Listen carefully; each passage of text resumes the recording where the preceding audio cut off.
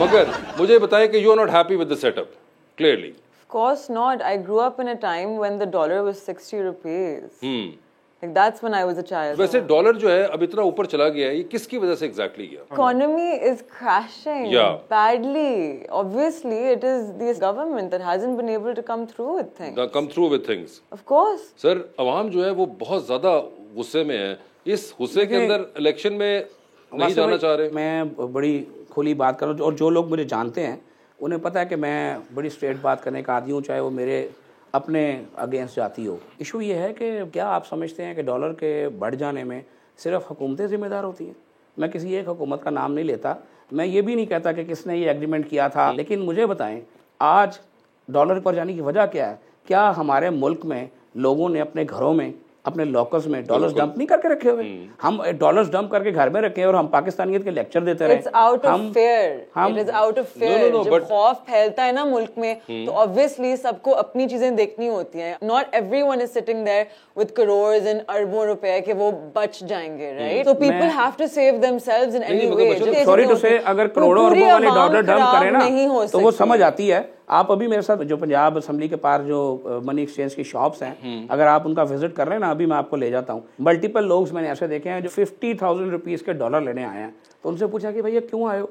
उसने कहा यार वो पैसे सेव हो जाएंगे अगर आप रकम से। जाहिर सी बात है, out of fair, that's my point. मगर फेयर के साथ कि जब आपको ट्रस्ट होता है ना इन योर गवर्नमेंट तो फिर आपको जरूरत नहीं फील नहीं, मगर एक जो फेयर ऑफ बाइंग है वो ठीक है अपनी जगह, but you have to keep in mind जो फ्लाइट ऑफ डॉलर है वो भी बहुत हो रही है। बायर्स नहीं है इसमें। ये जो स्मगलिंग है ये एक और बिल्कुल रूट है। Smuggling is not the reason the economy is crashing. One of the biggest reason, sorry to say. Smuggling by whom? By smugglers and people who have got the corrupt money and they are selling it in whatever different countries.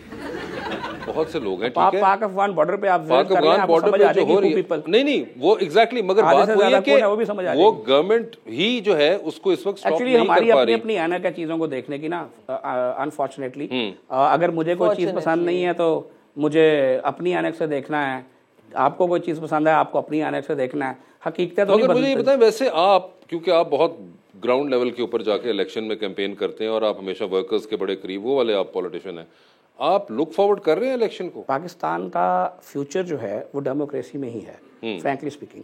किसी को अच्छा लगे ना लगे, किसी को result कुछ नजर आए ना नजर आए, अल्टीमेटली आपको इलेक्शन में ही जाना होगा। लेकिन मैं सिर्फ इतना कहना चाहता हूँ कि यहाँ इकॉनमी में बहुत सियासत होती है। तो आपको शायद याद हो कि जब पिछली असम्बली मोर्चे वजूद में आई थी तो अपोजिशन लीडर शहबाज शरीफ साहब थे। बहुत सारे लोगों को उनकी बहुत सारी बातों का इख्तलाफ भी होगा, बहुत सारे पसंद भी करते हैं, लेकिन उन्होंने एक बात कही थी कि आएँ बैठें और मिलकर चार्टर ऑफ डेमोक्रेसी करते हैं। अगर हमने चार्टर ऑफ इकॉनमी कर लिया होता और उनकी बात मान ली गई होती तो आज मईशत पर सियासत ना हो रही होती। अमेरिका की तरक्की की वजह क्या है? वहाँ हुकूमतें बदलती हैं, पेंटागन की पॉलिसी नहीं बदलती। यहाँ हर हुकूमत क्या सेक्रेटरी बदल जाए तो पॉलिसी बदल जाती है। मैं आपको बड़ी अजीब बात बताऊं कि 2014 में मैं एक डेलीगेशन लेकर कोरिया गया और बिजनेसमैन कुछ मेरे साथ है, तो हमने कहा कि इन्वेस्टमेंट आनी चाहिए। तो हमने वहाँ पर एक सेमिनार किया और सेमिनार करने के बाद मैंने कि उन लोगों से पूछ लिया कि भाई हमें को की टू सक्सेस दें कि आप लोग कैसे तरक्की कर गए, हम भी आपकी कॉपी पेस्ट करके तरक्की कर रहे हैं। तो वो उन्होंने मुझे बड़ी तंजिया मुस्कुराहट दी। तो चूँकि वो इंग्लिश ज़रा कम बोलते हैं तो मैंने इंटरप्रेटर से कहा कि यार मुझे लगा है कि ये मुझे इन्होंने बड़ी तंजिया मुस्कुराहट दी है। तो उसने कहा सर सॉरी छोड़ें। मैं कहा नहीं यार पूछो। तो उसने कहा सर ये कह रहे हैं कि आप हमसे यहाँ पूछने आ गए हैं, हम तो खुद आपका 65 का प्रोग्राम कॉपी पेस्ट करके तो उस पर अमल करके तो हम तरक्की कर गए हैं।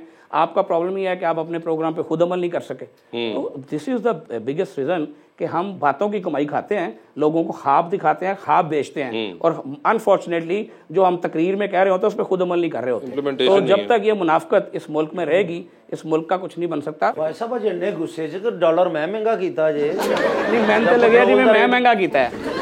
ਅਸੀਂ ਸਾਲगिरह ਤੇ ਅੱਗੇ ਮਿਲੇ, मैं ਤੇ ख्वाजा हमजा साहब ਦੀ ਸਾਲगिरह ਹੀ। अच्छा, हमजा साहब की सालगिरह पे गए हुए थे? माशाल्लाह सारी दुनिया सी जिन्हां दी सालगिरह सी वो नहीं सी गए।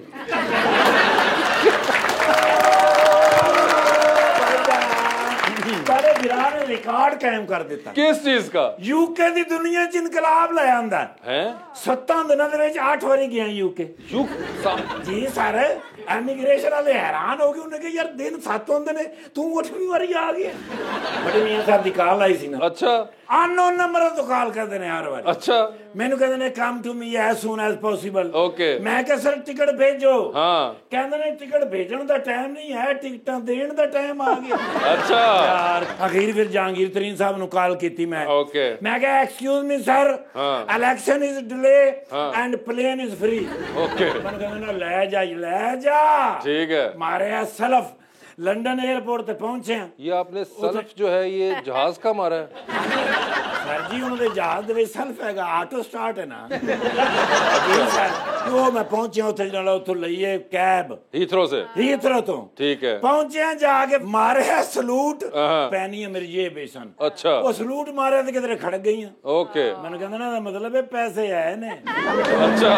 मैं कहा सर हले ते आए ने, कहंदे चला फिर काफी पीण चलिए। ठीक है। मैं कहा सर इन्ने नहीं आए। अच्छा। कहंदे ने कोई गल नहीं, तू ना पीवी। अच्छा। यार मैं कहंदा वैसे मजाक कर रहे हैं। ਤੇ ਰਸਤੇ ਦੇ ਵਿੱਚ ਮੈਂ ਪੁੱਛਿਆ, ਮੈਂ ਕਿਹਾ ਸਾਰੇ ਜੀ ਅਕਤੂਬਰ ਦਾ ਤੁਸੀਂ ਅਨਾਉਂਸਮੈਂਟ ਕਰ ਦਿੱਤੀ ਹੈ, ਸਾਰੀ ਦੁਨੀਆ ਨੂੰ ਪਤਾ ਲੱਗ ਗਿਆ ਅਕਤੂਬਰ ਨੂੰ ਤੁਸੀਂ ਆ ਰਹੇ ਹੋ। ਹਾਂ। ਸਾਨੂੰ ਤੇ ਤੁਸੀਂ ਦੱਸਿਆ ਹੀ ਨਹੀਂ। ਅੱਛਾ। ਕਹਿੰਦੇ ਨੇ ਪੁੱਤਰ ਸਾਨੂੰ ਵੀ ਮੈਂ ਦੱਸਣਾ ਹੈ ਤੇ ਫਿਰ ਕਿਸ ਗੱਲ ਦਾ ਲੋਕਾਂ ਨੂੰ ਹੈਰਾਨਗੀ ਹੋ। ਇਹ ਵੀ ਗੱਲ ਹੁੰਦੀ ਹੈ, ਚੁੱਪ ਕਰ ਜਾ। ਕਹਿੰਦੇ ਨੇ ਪੁੱਤਰ 10 ਲੱਖ ਬੰਦਾ ਆ ਰਿਹਾ ਇਸਤਕਬਾਲ ਕਰਨ ਵਾਸਤੇ ਮੀਆਂ ਸਾਹਿਬ ਕੇ। ਹਾਂਜੀ ਕਹਿੰਦੇ ਸਾਰਿਆਂ ਨੇ ਅਨਾਉਂਸ ਕਰ ਦਿੱਤਾ 10 ਲੱਖ ਬੰਦਾ ਆ ਰਿਹਾ। ਓਏ ਹੋਏ। ਤੇ ਮੈਂ ਕਿਹਾ ਸਰ ਮੁਬਾਰਕ ਹੋਵੇ, ਫਿਰ ਖੌਫ ਕਿਸ ਗੱਲ ਦਾ? ਕਹਿੰਦੇ ਨੇ ਪੁੱਤਰ ਕੋਈ ਇੱਕ ਅੰਦਾ ਵੀ ਬੰਦਾ ਘੱਟ ਹੋਇਆ ਨਾ ਸ਼ਰੀਕ ਗੱਲਾਂ ਕਰਨਗੇ। ਓਏ ਹੋਏ। ਜੀ ਸਰ। ਮੈਂ ਕਿਹਾ ਸਰ ਵੈਸੇ ਕੀ ਤੁਹਾਨੂੰ ਲੱਗਦਾ ਕਿੰਨੇ ਬੰਦੇ ਘੱਟ ਹੋਣਗੇ? ਕਹਿੰਦੇ ਨੇ ਮੇਰੇ ਹਿਸਾਬ ਵਿੱਚ ਤੇ 9 ਲੱਖ ਹੀ ਘੱਟ ਹੋਣਗੇ। ਮੈਂ ਕਿਹਾ ਸਰ ਨਹੀਂ, ਤੁਸੀਂ ਬੜੇ ਵੱਡੇ ਲੀਡਰ ਹੈਗੇ ਹੋ ਆਪਣੇ ਆਪ ਨੂੰ। ਮੈਂ ਕਿਹਾ ਤੁਸੀਂ ਇਤਨਾ ਛੋਟਾ ਨਾ ਕਰੋ ਸਰ, ਹੋ ਸਕਦਾ 9,90,000 ਆਉਣ ਨਾ ਆਉਣ, ਏਅਰਪੋਰਟ ਤੇ ਆ ਵੀ ਜਾਣ। ਮੈਨੂੰ ਕਹਿੰਦੇ ਨੇ ਕੀ ਕਹਿ ਰਹੇ ਹੈ? ਮੈਂ ਕਿਹਾ ਸਰ ਕੁਝ ਵੀ ਹੋ ਸਕਦਾ, ਬਾਕੀ ਮੈਂ ਕਿਹਾ ਤੁਸੀਂ ਫਿਕਰ ਨਾ ਕਰੋ, ਅਸੀਂ ਕੈਮਰੇ ਐਸੇ ਐਂਗਲ ਤੇ ਰੱਖਾਂਗੇ 1000 ਬੰਦਾ ਵੀ ਹੋਇਆ ਤੇ 10 ਲੱਖ ਹੀ ਲੱਗੇਗਾ। ਮੈਨੂੰ ਕਹਿੰਦੇ ਨੇ ਚਲੋ ਫਿਰ ਨਿਰਗੋਲੀ ਤੇਰੀ ਇਸ ਗੱਲ ਤੇ ਚਲੇ ਜਾਂਦੇ। ਠੀਕ ਹੈ। ਮੈਂ ਕਹਿੰਦੇ ਨੇ ਟੀਵੀ ਤੇ ਬਹਿ ਕੇ ਵੇਖਾਂਗਾ, ਜੇ 10 ਲੱਖ ਲੱਗੇ ਤੇ ਮੈਂ ਜਹਾਜ਼ ਵਿੱਚ ਬਹਿ ਕੇ ਆ ਜਾਵਾਂਗਾ। ਅੱਛਾ। ਮੈਂ ਕਿਹਾ ਸਰ ਇਹ ਤੇ ਉਹ ਗੱਲ ਹੋਈ ਕਿ ਨਾ 9 ਮਨ ਤੇਲ ਹੋਗਾ ਨਾ ਰਾਤ ਦਾ ਨਾਚੇਗੀ। ਉਹ ਆਪਣਾ ਇਮਰਾਨ ਨਜ਼ੀਰ ਸਾਹਿਬ, ਉਹ ਯਾਰ ਦੁਨੀਆ ਦੇ ਵਿੱਚ ਬੜੇ ਬੜੇ ਮੇਰੇ ਬੈਸਟ ਫਰੈਂਡ ਹੈਗੇ ਨੇ, ਲੇਕਿਨ ਇਮਰਾਨ ਸਾਹਿਬ ਮੇਰੇ ਬੈਸਟ ਫਰੈਂਡ ਨੇ। ਅੱਛਾ। 2008 ਤੋਂ ਮੈਂ ਇਹਨਾਂ ਦੇ ਨਾਲ ਹੈਗਾ।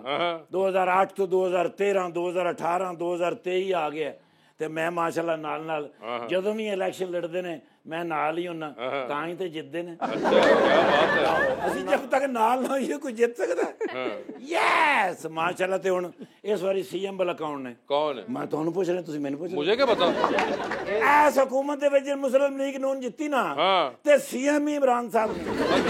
ਜੀ ਸਰ ਤੁਸੀਂ ਦੇਖ ਲੈਣਾ, ਇਹ ਆਪਣਾ ਹੋ ਸਕਦਾ ਪੀਐਮ ਵੀ ਹੋ ਜਾਣ। ਬਹੁਤ ਅੱਛਾ ਸਰ, ਹੋ ਸਕਦਾ ਪ੍ਰੈਜ਼ੀਡੈਂਟ ਹੋ। ਇਹ ਮੇਰੀ ਨੌਕਰੀ ਲੈਣਗੇ।